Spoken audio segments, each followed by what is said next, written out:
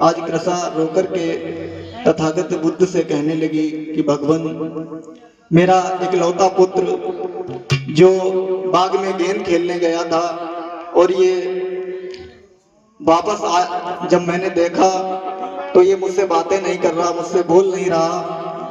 देख लीजिए भगवान, इसे क्या हुआ। आज कृषा रो रो करके फिर बोली भगवान तथागत बुद्ध से। भगवान बुद्ध ने कृषा के मन के वहम को समझ लिया।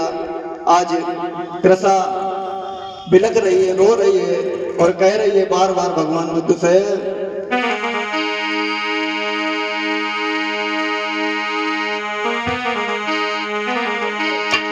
भगवान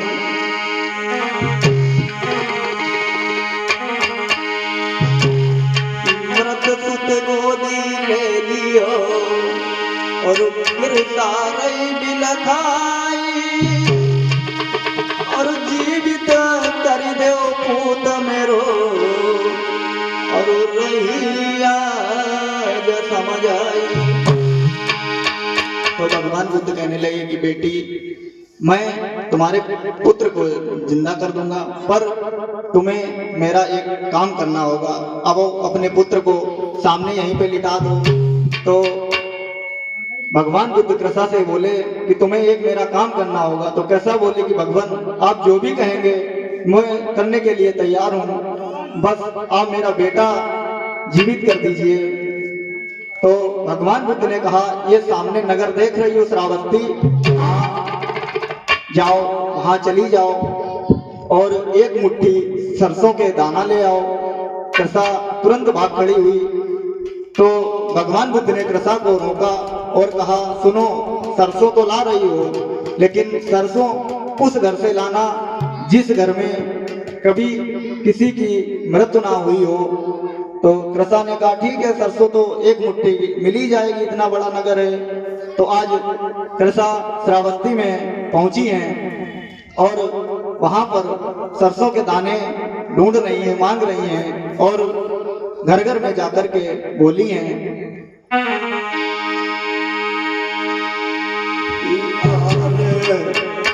मुँह पे दया करो मेरे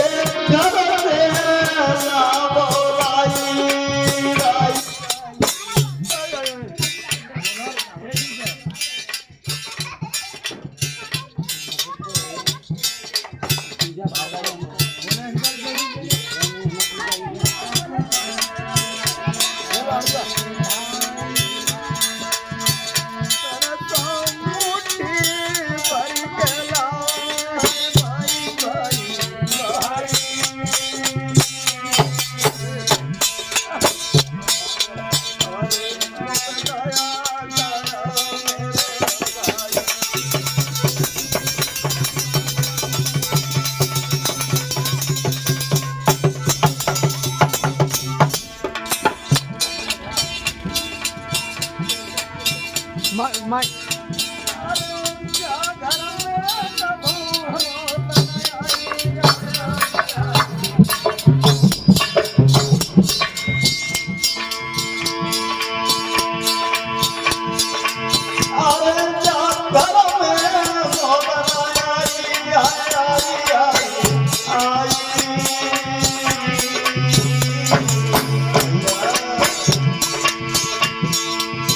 और तुम अंदर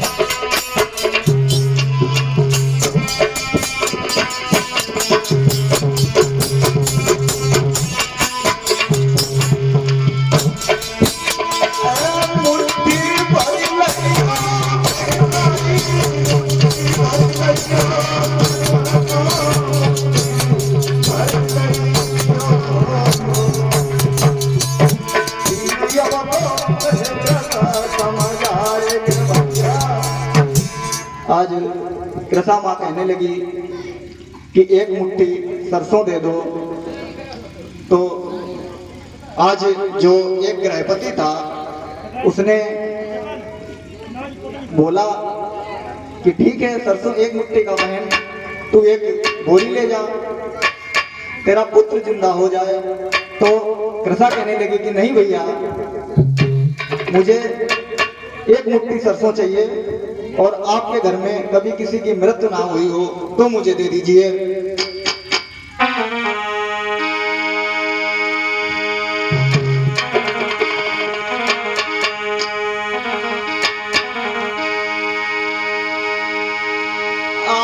सुन के कृषा की बात रे आए गृहपति बोलो बानी।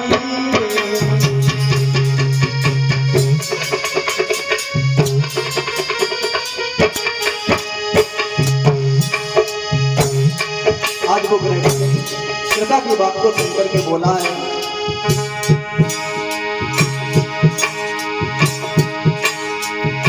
सुन कृषा के बैनर के गृहपति बोलो बानी।